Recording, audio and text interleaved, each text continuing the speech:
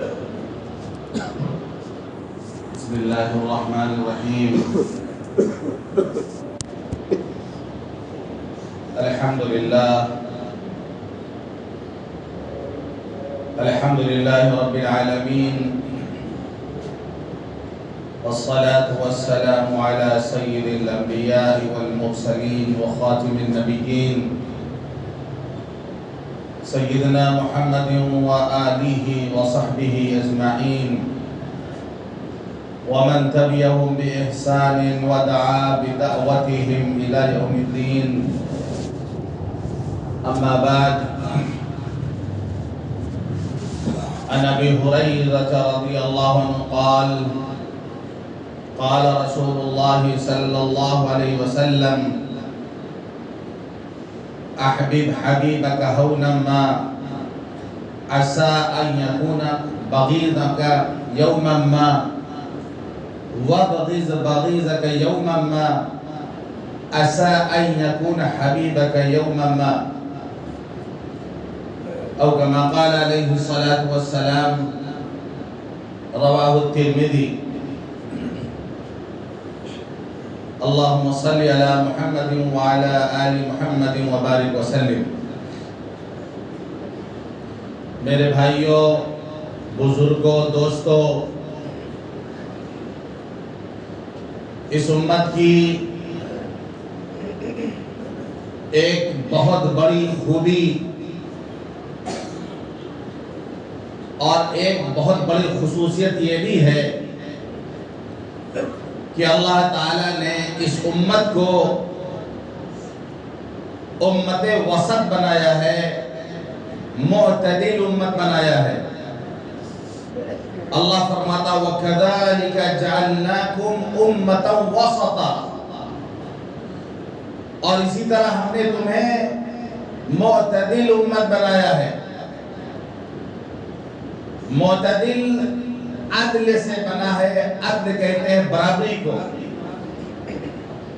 یعنی ایسا انصاف ہو، ایسا عدل ہو کہ کسی طرف جھکاؤ نہ ہو، افراط اور تفریط نہ ہو. عدل اس کو کہتے ہیں، یعنی بالکل بیلنس برابر ہو، کسی طرف بھی جھکاؤ نہ ہو. اس کو عدل کہتے ہیں، اس کو معتدل کہتے ہیں، اس کو متوازن کہتے ہیں. متوازن یعنی وزن سے بنا، جسے کچھ وزن کرتے ہیں اس کو متوازن کہیں گے. معتدل عدل سے بنا ہے، یعنی بیلنس سے بالکل برابر رہے. اس امت کا مزاج اللہ نے ایسا بنایا ہے. اس امت کی خصوصیت یہ ہے کہ اس کو اللہ نے معتدل امت بنایا ہے. افراط اور تفریط ہمارے یہاں نہیں ہے، یعنی حد سے زیادہ کسی کام میں غلو کر دیا جائے یا اس کو بہت پیچھے چھوڑ دیا جائے، کم کر دیا جائے. جیسے کہ یہود نے یہ کہہ دیا، قالت الیہود عزیر ابن اللہ، یہود نے کہا کہ حضرت عزیر علیہ السلام اللہ کے بیٹے ہیں. عیسائیوں نے کہہ دیا حضرت عیسیٰ علیہ السلام کو یہ اللہ کے بیٹے ہیں. ایک طرف غلو انہوں نے کیا کہ اپنے انبیاء کو خدا بنا لیا، انہوں نے کہہ دیا کہ یہ اللہ کے بیٹے ہیں. دوسری طرف یہودیوں نے یہ کیا کہ اور انبیاء کو انہوں نے قتل کیا، باقاعدہ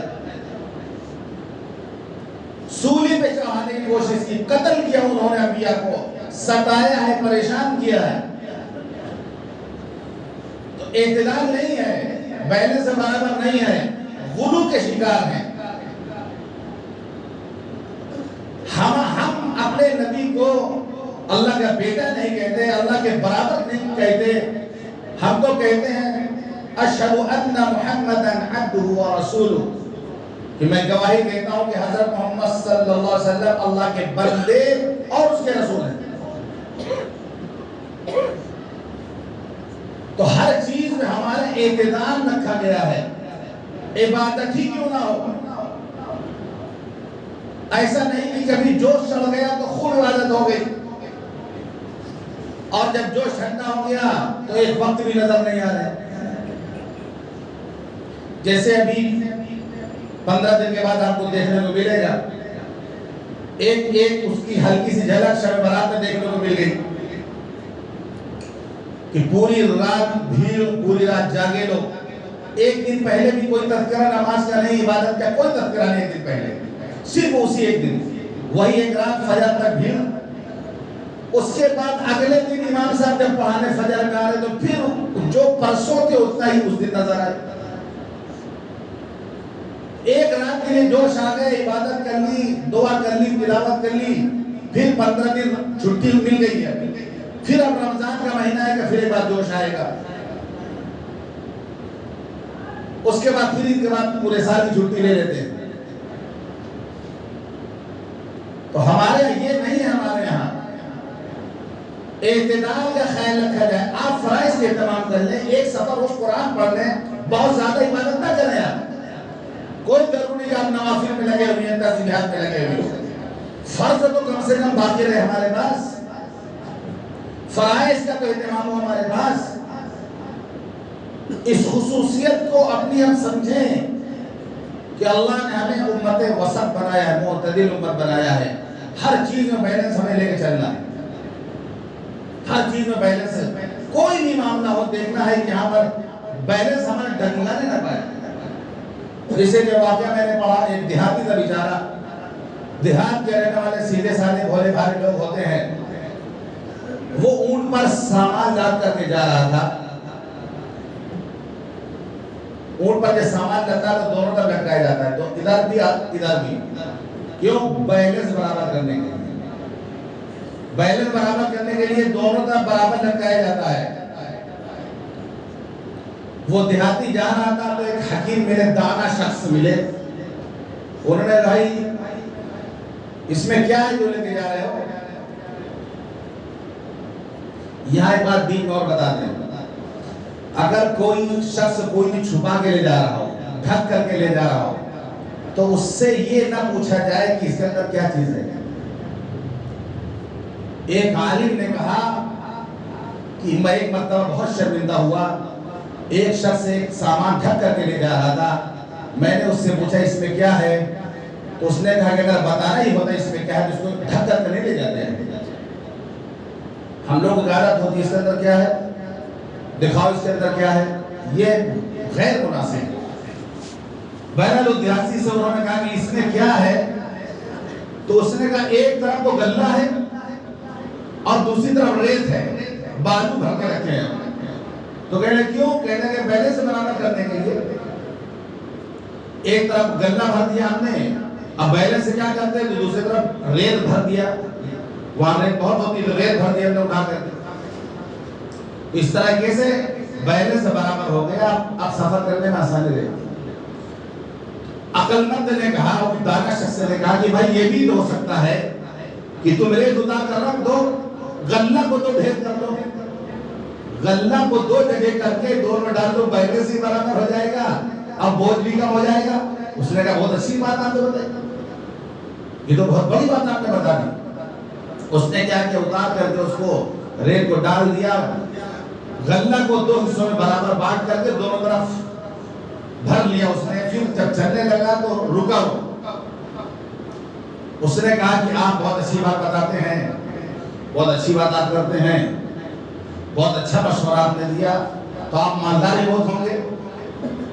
تو نے کہا مالدار تو نہیں ہوں. تمہارے پاس پیسے نہیں ہے؟ اس نے کہا نہیں پیسے نہیں. کہیں کہ تم مالدار نہیں ہو، تمہارے پاس پیسے نہیں، تمہاری بات کیوں مانے ہم. پھر اتارا اس نے بوری کو اور پھر ریت بھرا اس نے اور ایک طرف غلہ بھرا اور پھر بیلنس برابر کر کے چلا گیا. کہا جب تم غریب ہو، تمہارے پاس پیسے نہیں ہے، تم مالدار نہیں ہو، تمہاری بات کیوں مانے ہم. اس دیہاتی نے جملہ جو کہا، آج ہم سوچے کہ ہم یہی کرتے ہیں. آپ زبان سے نہیں کہتے ارے مولانا صاحب بہت پیسے والے ہیں کہ دن کی تنخواہ ہوگی، یہ ہمیں رائے دیں گے، یہ ہمیں مشورہ دیں گے. میرے بھائی رائے کہیں سے مل رہی ہو، مشورہ سے کہیں سے مل رہا ہو، غریب ہو امیر ہو، یہ نہیں دیکھنا ہے. وہ دیہاتی تھا، اس نے تو دیکھ لیا اس چیز کو، لیکن ہمیں اچھی بات جہاں سے ملے وہ ہمیں لے لینا ہے. یہ کہا گیا ہے کہ دیکھنے والے کی بات کو سنو، بات کو دیکھو کیا بات کہی جا رہی ہے، کہنے والے کی طرف نہ دیکھو کون کہہ رہا۔ انظر ما قال ولا تنظر الى من قال، دیکھو کیا کہا جا رہا، یہ نہ دیکھو کہ کون کہہ رہا۔ کون کہہ رہا دیکھو گے تو نفع نہیں اٹھا پاؤ گے۔ تو اس نے تو اپنا بیلنس بھی برابر کر لیا، تو ہم لوگ وہ والا بیلنس نہ کریں کہ ایک طرف ریت بھر کے رکھیں اور ایک طرف جو ہے غلہ بھر کے رکھیں۔ کوشش کریں کہ ہمارے دونوں ہاتھوں میں لڈو رہے، دونوں طرف جو ہے غلہ ہی ہمارے پاس رہے، ریت ہمارے پاس نہ رہے، نفع کی چیز ہمارے پاس ہو۔ اعتدال ہر معاملے میں پسند کیا گیا ہے، عبادت میں بھی اعتدال کو پسند کیا گیا۔ میں نے ابھی حدیث پڑھی آپ کی ترمذی شریف کی روایت ہے، صحیح درجے کی روایت ہے، اور بڑی عجیب و غریب بات اس میں کہی گئی، یہ نبی کہہ سکتے ہیں یہ بات، اللہ کے رسول صلی اللہ علیہ وسلم نے جو بات ارشاد فرمائی بہت عجیب غریب بات ہے۔ آپ فرما رہے ہیں احبب حبیبک ہونا ما عسى ان يكون بغيضك يوما ما وابغض بغيضك يوما ما عسى ان يكون حبيبك يوما ما۔ ایک اتنی کٹھن بات ہے یہ، اس کو یاد کرنا خود کتنا مشکل کام ہوگا۔ تو اللہ کے رسول صلی اللہ علیہ وسلم نے اس حدیث میں ارشاد فرمایا احبب حبیبک ہونا ما، کسی سے دوستی کرو تو ہولے ہولے، دھیرے دھیرے، آہستہ آہستہ کرو۔ کسی سے محبت کرنا ہے، دوستی کرنا ہے تو آہستہ آہستہ دھیرے دھیرے سے دوستی کرو، ہو سکتا ہے کہ کسی دن وہ تمہارا دشمن بن جائے۔ وَبَغِضْ بَغِضَكَ هَوْنًا مَا عَسَىٰ أَن يَكُونَ حَبِيبَكَ يَوْمًا مَا، کسی سے دشمنی کرو تو دھیرے دھیرے آہستہ آہستہ کرو، ہو سکتا ہے کسی دن وہ تمہارا دوست بن جائے۔ یہاں تک کہ دوستی اور دشمنی میں بھی اللہ کے رسول نے توازن کو برقرار رکھا، اعتدال کو باقی رکھا جائے، دوستی میں بھی اور دشمنی میں بھی۔ دوستی کے بھی اصول ہیں، دشمنی کے بھی اصول ہیں۔ جنگ اپنی جگہ، میدان جنگ میں جنگ لڑتے تھے، دوست و دشمن سب رہتے تھے وہاں پر۔ جس وقت جنگ ہوتی تھی دوسرے کو نہیں پہچانتے تھے، جب جنگ رک جاتی تھی اب سامنے دشمن ہے نہیں کہ اس کی گردن مار دی جائے گی، نہیں، اب وقت ختم ہو گیا ہے، ضرورت پڑے گی تو پانی بھی دوسرے سے مانگیں گے، پانی مانگ کے پیئیں گے ایک دوسرے سے۔ اب وہاں کسی کچھ نہیں کرے گا، کیونکہ صبح پھر اگر صبح فجر بعد سے جنگ ہو رہا ہے تو پھر فجر بعد دیکھا جائے گا، اس وقت وہ بات بھی کرے گا آپس میں۔ تو دوستی کے بھی اصول ہے، دشمنی کے بھی اصول ہوتے ہیں۔ ہم تو بے اصولی کی زندگی گزار رہے ہیں، نہ ہمارے دوستی کا کوئی اصول، نہ دشمنی کا کوئی اصول، نہ زندگی گزارنے کوئی اصول، بس جو ہے جو جس طرح مل رہا ہے، جس طرح چاہے اس طریقے سے زندگی گزارے۔ تو اللہ کے رسول صلی اللہ علیہ وسلم نے اس حدیث میں یہ فرمایا، یہ تعلیم دی کہ دوستی دشمنی بے اعتدال کے اندر کرو۔ ہم لوگ کا حال یہ ہے جب دوستی کسی سے کرتے ہیں تو پھر وہ اتنا محبوب ہو جاتا ہے کہ اس کی الٹی بھی ہمیں سیدھی لگتی ہے، اس کی غلطی بھی ہمیں صحیح لگتی ہے، اس کی طرف سے ہم حمایت کرتے ہیں، اس کا ہم ساتھ دیتے ہیں، غلط کام ہے تو اس کا ہم ساتھ دیتے ہیں۔ اور اگر کسی سے دوری پیدا ہو، دشمنی ہو گئی تو اس کی اچھی چیز بھی ہمیں بری لگتی ہے۔ اب وہ کوئی اچھی بات بھی کہہ رہا تو ہم کو نہیں اچھا لگے گا، اس کی اچھی چیزیں بھی ہمیں عیب نظر آتی۔ یہ نہیں ہونا چاہیے۔ سب سے پہلے تو دوستی کا معیار سمجھ لیں۔ آج فرینڈ اور دوست بنانے کا بہت رواج ہو گیا ہے۔ ایک بڑے عالم، وہ کہتے ہیں کہ ان کے والد بھی مفتی تھے، مفتی اعظم مفسر قرآن۔ وہ دیکھتے تھے کہ میرا بیٹا ہے، مولانا ہے، اور بڑے دوست ان کے ملنے چلے آنا ہے، جب تک پھلا دوست آیا ہے، پھلا دوست۔ انہوں حضرت نے کہا کہ بھئی تم لوگ بڑے دوست ہیں، ہمیں تو زندگی میں کا کوئی دوست ہی نہیں ملا، پوری زندگی میں 1.5 دوست کبھی نہیں خالی، ایک پورا ملا تھا ایک آدھا ملا، تم لوگوں کے بڑے دوست ہیں۔ تو سب سے پہلے دوستی کا معیار سمجھیں، ایک دوستی فیس بک والی جس کو دیکھو فرینڈ ریکویسٹ ہمارے کم سے کم آئی ڈی میں 1000 ریکویسٹ پڑی ہوگی، تو یہ ایک دوست ہیں جن کو آپ کے سکھ دکھ کسی کوئی مطلب نہیں ہوگا، وہ بھی آپ کے دوست ہیں۔ آدمی خوش ہے کہ 5000 ہمارے فرینڈ ہیں فیس بک میں، آدمی خوش ہے 5000 دوست ہمارے ہو گئے۔ اب ایکسپٹ نہیں کر سکتے ہیں تو اب ہمارا جو ہے فالو کرو ہمیں، اور ساری ان کا دوستوں کا ہوتا ہے۔ ایک دوست ہوتے ہی ہو گئے جو آن لائن ہو رہے، سوشل میڈیا پہ دوستی ہو رہی ہے۔ تو دوستی کرنے سے پہلے آدمی پہلے دیکھے کس سے دوستی کرنے جا رہا ہے۔ ظاہر سے دور والوں کو تو نہیں دیکھ پا رہے ہیں، لیکن آدمی جس سے دوستی کرنے جا رہا اس کے بارے میں جانکاری کریں کہ اس کی عادتیں کیسی ہیں، نیک ہے کہ برا ہے۔ بخاری شریف کی روایت ہے، حضور پاک صلی اللہ علیہ وسلم نے بہت خوبصورت مثال دی۔ حضرت ابو موسیٰ اشعری رضی اللہ عنہ فرماتے ہیں کہ اللہ کے رسول صلی اللہ علیہ وسلم نے اچھے ہمنشین، اچھے ساتھی کی مثال مشک بیچنے والے کی دی ہے، خوشبو عطر جو بیچتا ہے اس کی مثال دی ہے اچھے ہمنشین کی، اور برے ہمنشین کی مثال اللہ کے رسول نے بھٹی جلانے والے سے دی۔ آپ نے فرمایا اچھے ہمنشین کی مثال مشک بیچنے والے کی طریقے سے ہے، یا تو تمہیں وہ ہدیہ کر دے گا یا تو تم اسے خرید لو گے، کچھ نہیں تو وہاں بیٹھ کے تم کو خوشبو ملے گی۔ یہ دو کام نہیں بھی ہوئے تو خوشبو ملے گی تم کو۔ آپ عطر کی دکانوں کے پاس سے گزر جائیں، مزہ آ جائے گا آپ کو، فری میں آپ کو خوشبو مل جائے گی وہاں۔ اور برے ہمنشین کی مثال، برے ساتھی کی مثال بھٹی والے کسی ہے، وہ کوئی بھٹی ہو، چائے کی بھٹی ہو، کوئی بھٹی ہو، اس سے دوستی آپ کریں گے، اس کے چولہا کے پاس بھٹی کے پاس بیٹھنا پڑے گا، پنکھا جلے گا، چنگاری اڑ کے کرتا جلا دے گی، کپڑا جلا دے گی۔ کپڑا نہ بھی جلا تو دھواں تو سونگنا ہی پڑے گا، آپ کے ناک میں منہ میں دھواں جائے گا ہی۔ تو یہ اللہ کے رسول صلی اللہ علیہ وسلم نے جو خوبصورت مثال دی، تو ہم دیکھیں کہ ہم جس سے دوستی کرنے جا رہے ہیں یہ عطر بیچنے والا ہے کہ بھٹی سلگانے والا ہے، اس سے ہمیں فائدہ پہنچے گا یا اس سے ہمیں نقصان پہنچائے گا۔ حضرت ابو ہریرہ رضی اللہ عنہ فرماتے ہیں کہ اللہ کے رسول صلی اللہ علیہ وسلم نے فرمایا الرجل علی دین خلیل فلینظر احدکم من یخالل۔ آدمی اپنے دوست کے دین پر ہوتا ہے، آدمی اپنے دوست کے دین پر ہوتا ہے، تم میں سے دیکھ لے کہ وہ کس سے دوستی کرنے جا رہا ہے۔ حضرت ابو سعید خدری رضی اللہ عنہ فرماتے ہیں کہ اللہ کے رسول صلی اللہ علیہ وسلم نے فرمایا لا تصاحب الا مؤمنا ولا یاکل طعامک الا تقی۔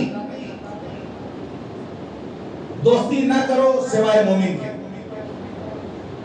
صحبت مت اختیار کرو، دوستی مت کرو الا مومنا، مومن کے علاوہ، یعنی دوستی کرنا ہے تو مومن سے کرو۔ وَلَا يَأْكُلْ طَعَامَكَ إِلَّا تَقِي، تمہارا کھانا متقیوں کے علاوہ کوئی نہ کھائے۔ دسترخوان بچھانا ہو، بڑھیا بڑھیا کھانا بنوانا ہو، دعوت کروانی ہو تو متقی لوگ تلاش کر کے لاؤ۔ مولانا لوگ ہونا ضروری نہیں ہے، متقی ہونا ضروری ہے۔ عالم ہونا، حافظ ہونا، قاری ہونا آپ کی دعوت کے لیے ضروری نہیں ہے، متقی ہونا ضروری ہے۔ بے نمازی حافظ ہے، مت کھلائے اس کو اپنا کھانا، بے نمازی امام ہے، مت کھلائے اس کو اپنا کھانا، بے نمازی عالم ہے، مت کھلائے اس کو اپنا کھانا۔ نیک لوگوں کو کھلائے، متقی لوگوں کو، یہ کام آئے گا آپ کو۔ اللہ کے رسول فرمائے لا یاکل، نہ کھائے طعامک، تمہارا کھانا، الا مگر تقی، متقی پرہیزگار۔ ہمارے یہاں ہوتا ہے بہت دن کیا شب برات میں کہ یار مولانا لوگ بلا دعوت کر دیا جائے، بہت دن کیا تو مولانا لوگ بلا لیا جائے۔ متقیوں میں تلاش کرو، مسجدوں میں تلاش کرو، محلوں میں تلاش کرو، کوئی ضروری نہیں کہ وہ مولانا لوگوں کی شکل میں آپ کو ملے، کیونکہ یہ جو دوستی ہوگی یہ باقی رہنے والی ہے۔ اللہ قرآن فرماتا الاخلاء یومئذ بعضهم لبعض عدو الا المتقین۔ سارے دوست دشمن بن جائیں گے آج کے دن، قیامت کے دن سارے دوست دشمن بن جائیں گے سوائے متقیوں کے، الا المتقین، سوائے متقیوں کے اللہ فرماتا ہے سارے دوست دشمن بن جائیں گے۔ یہ فیس بک والے دوست، یہ انسٹاگرام والے دوست، یہ سوشل میڈیا والے دوست، یہ کوئی کام نہیں آنے والے آپ کے۔ متقیوں سے آپ دوستی کریں، ان کے ساتھ اٹھے بیٹھے، ان کے ساتھ کھائے پیئے، متقیوں کی صحبت اختیار کریں۔ تو یہ دوستی کا معیار ہونا چاہیے کہ ہم دوستی کریں تو اصل ہمارا سب سے بڑا دوست ہے جس سے ہمیں دوستی کرنا ہے، ہمارا دوست کون ہے؟ وہ اللہ کی ذات ہے۔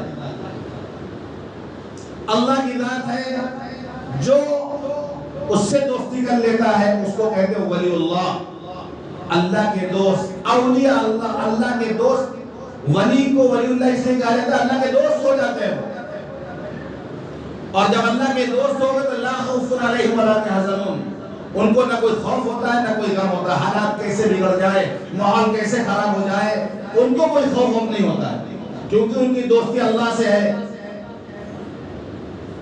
کسی کے کندھے پر سی ایم کا ہاتھ ہو، وزیر کا ہاتھ ہو، سینہ چوڑا کر کے کالا پوچھا کر کے چلتا ہے، دیکھتے ہیں میرا کون کلکتہ میں بگاڑ لے گا، فلاں وزیر کا مجھے سپورٹ حاصل ہے۔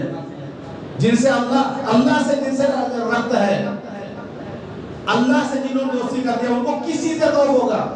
حالات بنانے والا اللہ، حالات بگاڑنے والے اللہ، سارے حالات اللہ کے ہاتھوں میں ہیں، اور ان کی دوستی اللہ سے اس لیے گھبراتے نہیں ہو۔ یہی بات تھی کہ صدیق اکبر نے غار ثور میں جب چھپے ہوئے تھے اللہ کے رسول، دشمن وہاں پہ پہنچ گئے تھے تو گھبرا کے صدیق اکبر کہنے لگے اللہ کے رسول اب تو ہم پکڑ لیے تھے۔ ثانی اثنین اذ هما فی الغار اذ یقول لصاحبہ لا تحزن ان اللہ معنا۔ صدیق اکبر نے کہا اللہ کے رسول ہم تو پکڑ لیے گئے، دشمن آ گئے یہاں پر۔ بہت اطمینان کے ساتھ اللہ کے رسول نے فرمایا لا تحزن ان اللہ معنا، گھبرا نہیں اللہ ہمارے ساتھ۔ یہ جملہ ہے ہمارے پاس، قرآن میں اللہ نے نقل کر دی سورۃ ایک کو، یہ آیت دے دی ہمیں ایک دوسرے کو کہنے سننے کے لیے، اپنے دوستوں کو بتانے کے لیے، رشتہ داروں کو بتانے کے لیے، ملنے جلنے والوں کو بتانے کے لیے، حالات کیسے خراب کیوں نہ ہو جائیں، ہم حالات کی خرابی سے پریشان نہ ہوں، جملہ یہ اپنی زبان سے کہیں، اپنے تسلی کے لیے بھی کہیں لا تحزن ان اللہ معنا، گھبراؤ نہیں اللہ ہمارے ساتھ ہے، اللہ ہمارے ساتھ ہے۔ اللہ اپنے ایمان والے بندوں کو تنہا بیاروں کا کردار نہیں جوڑتا ہے، اللہ ہمارے ساتھ ہے۔ جب اللہ ہمارے ساتھ ہے تو کوئی ہمارا بات نہیں کر سکتا ہے۔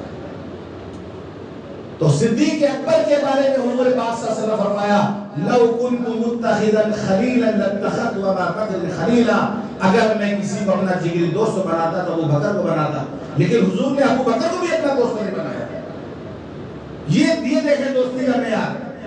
فرماتے ہیں آپ ان کے احسانات اتنے ہیں، اتنے احسانات صدیق اکبر کے تھے، اس کے باوجود آپ فرماتے ہیں لو كنت متخذا خلیلا لاتخذت ابا بکر خلیلا، کہ اگر میں کسی کو اپنا دوست بناتا تو ابو بکر کو بناتا، ولکنہ اخی و صاحبی، لیکن وہ میرے بھائی میرے ساتھی ہیں، دوست نہیں ہے۔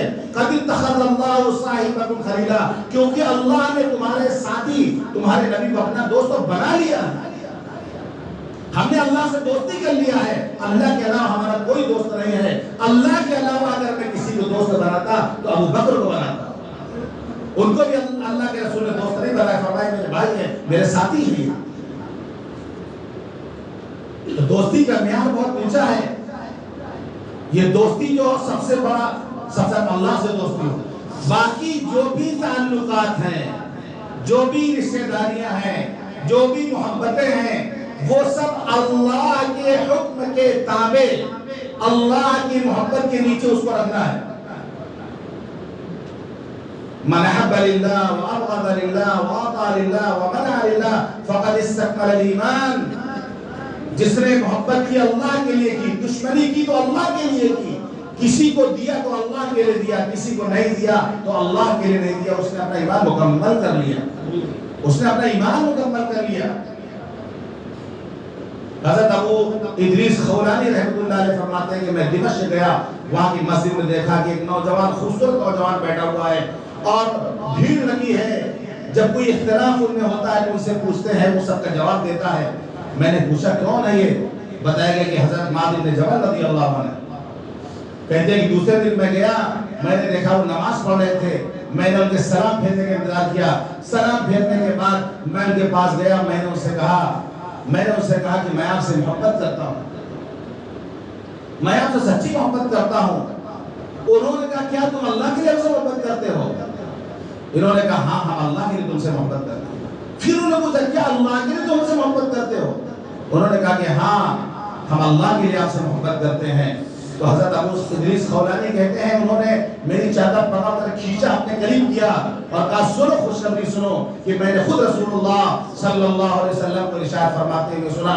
ارشاد باری اللہ فرماتا ہے وجبت محبتی للمتحابین فیا والمتجالسین فیا والمتزاورین فیا والمتبادلین فیا۔ اللہ فرماتا ہے میری محبت واجب ہو گئی ان کے لیے جو میرے لیے آپس میں محبت کرتے ہیں۔ میری محبت واجب ہو گئی ان کے لیے جو میرے لیے آپس میں محبت کرتے ہیں، میرے لیے آپس میں بیٹھتے ہیں، میرے لیے ایک دوسرے سے ملاقات کے لیے جاتے ہیں، میرے لیے ایک دوسرے پر خرچ کرتے ہیں۔ ان لوگوں کے لیے میری محبت واجب ہو گئی۔ تو جو بھی محبت ہو اللہ کے لیے ہو اور دشمنی ہو تو اللہ کے لیے ہو۔ ہم دعا قنوت پڑھتے ہیں، اس میں کہتے ہیں وَنَخْنَوْ وَنَتْرُكُ مَن يَفْجُرُكَ، اے اللہ اس کا ساتھ چھوڑ دے ہیں، ہم اس کو چھوڑ دیتے ہیں جو تیری نافرمانی کرتا ہے، جو فسق و فجور میں مبتلا ہے، ہم اس سے اپنا دامن ہٹاتے بچاتے ہیں۔ ہمارا اس سے کوئی تعلق نہیں ہے۔ دوستی بھی ہو تو اللہ کے لیے ہو، دشمنی بھی ہو تو اللہ کے لیے ہو۔ تو دوستی اور دشمنی جو ہو یہ اعتدال کے اندر ہو، یہ نہیں کہ جس جب دوستی ہو تو پوری راز کی بات اس کو ہم نے بتا دی، جو ہمارا دوست ہے وہ ہر ایک بات اس کو ہم نے بتا دی، پوری راز کی بات اس کو ہم نے بتا دی۔ ایک عورت نے کہا کہ عجیب بات ہے، عورتیں راز رکھ نہیں پاتی زیادہ دن تک۔ میں نے تجربہ کیا ہے، راز کی بات میں خود جن کو بتاتی ہوں وہ دوسروں کو بتا دیتی ہوں۔ میں جن کو راز کی بات بتاتی ہوں، ارے راز کی بات نہیں تو تم کو خود دوسروں نے بتانا۔ جب ہمارے منہ کے اندر جب تک ہے راز ہے، جب ہم اس کو ہضم نہیں کر پائے، ہم برداشت نہیں کر پائے، دوسرے سے منہ مل لگا کہ یہ نہیں بتائے گا۔ ہم لوگ کی عادت کو بتا کے کسی سے بتانا نہیں، یہی نہیں بتا رہا تھا تو سامنے والوں کو بھی بتایا آپ نے۔ خود تو برداشت نہیں کر پائے اور سامنے والے سے امید لگا کے بیٹھے کہ نہیں بتائے۔ اب دوستی ہے تو سارے راز اس کو ہم نے بتا دیا، کل دشمن بن گیا ہمارا ہو۔ اب کل دشمن بن گیا تو ہر بات ہر راز اس کو معلوم ہے ہمارا، وہ سب سے خطرناک دشمن بنے گا۔ اسی طریقے سے کسی سے ہماری دشمنی ہے، اب جو منہ میں آ رہا بول رہے ہیں، جو دل میں رکھ رہے ہیں، اتنی زیادہ دشمنی ہم نے کر لی، اتنی زیادہ دشمنی ہم نے کر لی، ہو سکتا ہے کہ ہمارا دوست ہو جائے، جس دن وہ دوست ہوگا تو شرمندگی ہوگی، یار اس کے ساتھ ہم نے ایسا برتاؤ کیا تھا، ایسا سلوک کیا تھا، آج بتاؤ ہم دوست ہو گئے، جب کبھی ملاقات ہوگی تو شرمندگی جھجک لگے گی اس سے مل جاؤ۔ تو دوستی اور دشمنی دونوں میں اعتدال کا لحاظ رکھا جائے، اس کو مضبوط رکھا جائے، اور ہماری دوستی اور دشمنی جو بھی ہو یہ اللہ کے لیے ہونی چاہیے، یہ اللہ کے ہونی چاہیے۔ اور خود بھی ہم دیکھیں، اپنے بچوں کو بھی نصیحت کریں کہ آپ کس سے دوستی کرنے جا رہے ہیں۔ دیکھ لو، کیونکہ اللہ کے رسول نے فرمایا آدمی اپنے دوست کے دین پر ہوتا ہے۔ ایسے آدمی دوستی کرو جو اللہ کے لیے دوستی کرے، ورنہ یہ دوستی ہے کل قیامت کے دن ختم ہو جائے گی۔ آخری واقعہ ہے، ایک قاضی بکار بن قتیبہ رحمت اللہ علیہ، بہت بڑے محدث تھے، وقت کا بادشاہ ان کا معتقد تھا، اور ہر مسئلہ سے معلوم کرتا تھا، ہر فیصلہ انہیں سے کرواتا تھا، اور ان کو ہدیہ بھیجتا تھا، تھیلی میں شرفیاں بھر کے ان کو بھیجتا تھا۔ ایک مرتبہ بادشاہ کے خلاف کوئی بات آ گئی، قاضی صاحب نے بادشاہ کے خلاف فتویٰ دے دیا، بادشاہ ناراض ہو گیا، ہدیہ تو فہم دیتے ہیں وہ ہمارے خلاف بات کریں گے، تو اس نے ان کو عہدے سے بھی ہٹا دیا۔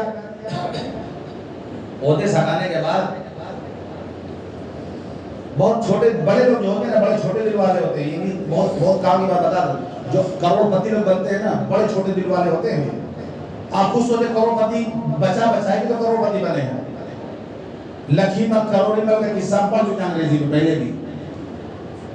تو یہ کروڑ پتی لوگ جو ہوتے ہیں نا، یہ بہت چھوٹے دل کے ہوتے ہیں، بہت تنگ نظر ہوتے ہیں، پیسے کے بعد ضرورت آتی ہے، بہت چھوٹا سا ہوتا ہے۔ ان کے ہاں جائیے گا، دو بٹانیہ کے بسکٹ، ایک گلاس پانی، ایک چائے پلائے گا آپ کو کھانی، تجربے میں بتا رہے ہیں آپ کو۔ بڑے لوگ ہیں یہ، 2 بٹانیہ کے بسکٹ رکھتے ہیں، ایک گلاس پانی دیں گے آپ کو، اور بعد میں ایک چائے، وہ بھی ایک دم ہلکی میٹھی، پھیکی والی ایک دم رہے گی۔ غریب کے ہاں جائیں گے دل نکال کے رکھ لے گا اپنا۔ بڑے چھوٹے دل کے ہوتے ہیں بڑے پیسے والے لوگ۔ بادشاہ جب ناراض ہو گیا تو اس نے قاصد بھیجا، جب قاضی صاحب سے کہو جتنا آج تک ہم نے ہدیہ دیا سب واپس کرواؤ، جب واپس لے کر سارا ہدیہ ہمارا۔ قاصد آیا قاضی صاحب کے پاس، قاضی صاحب مسکرائے کہ لاؤ میرے ساتھ، لے کے گئے، الماری کھولا، کہا تمہارے بادشاہ نے جتنا ہدیہ مجھے دیا تھا اس کو ہم نے چھوا بھی نہیں، کھولا بھی نہیں، سب میں مہر لگی ہے ابھی تک، یہ ساری تھیلیاں نظر آ رہی ہیں، سب ابھی ایسے رکھی ہوئی ہیں، کیونکہ ہمیں معلوم تھا، ہمارے نبی نے کہا تھا کہ کسی سے دوستی کرنا تو دھیرے دھیرے کرنا، کسی بھی دشمن بن سکتا ہے وہ، مجھے یہ حدیث معلوم تھی، اس لیے ہم نے کسی چیز کو استعمال نہیں کیا، سارا ہدیہ جو اس نے دیا تھا مہر لگی تھیلیوں کے ساتھ انہوں نے واپس کر دیا، 1 روپے اس میں سے نہیں نکالے۔ اس لیے کبھی کسی دوسرے کے بھروسے میں بھی کوئی کام مت کریے گا، کوئی کہے گا اچھا کرا دو 10,000 ہم دے دیں گے، آپ نے کر لیا نہیں دے گا تو کہاں سے لائیں گے آپ؟ یہ کام مت کریے گا۔ دوسرا کوئی، آپ بمبئی گئے بولے گا کہ وہاں کا جو ہے سوٹ بہت فیمس ہے، لیتے آؤ پیسہ ہم دے دیں گے، کبھی مت کریے گا۔ لے کے سوٹ آئے کہے گا ہم کو پسند نہیں آیا، آپ کیا کریں گے؟ آپ پیسہ ایڈوانس سے لیجیے تب یہ سب کام کریے، ہاتھ ڈالیے گا۔ یہ سب تجربے کی باتیں بتا رہا ہوں، حدیث قرآن کی باتیں نہیں ہیں۔ اب آپ سوٹ لے کے بمبئی سے آئے، اب ان کی بیگم نے کہا نہیں یہ پسند نہیں ہے، اچھا نہیں ہے، اب یہ لیجیے بھائی یہ پسند نہیں آیا، اب اس کو کیا کریے گا؟ اس کا پیسہ کون دے گا؟ یہ سب سیکھنے کی چیزیں ہیں۔ تو دوستیوں اور دشمنی ہماری بھی اعتدال کے اندر، اس کے بھی اصول اور اصول کے اندر کیے جائے۔ اللہ تعالی ہم سب کو کہنے اور سننے عمل کرنے کی توفیق عطا فرمائے۔ وآخر دعوانا الحمدللہ۔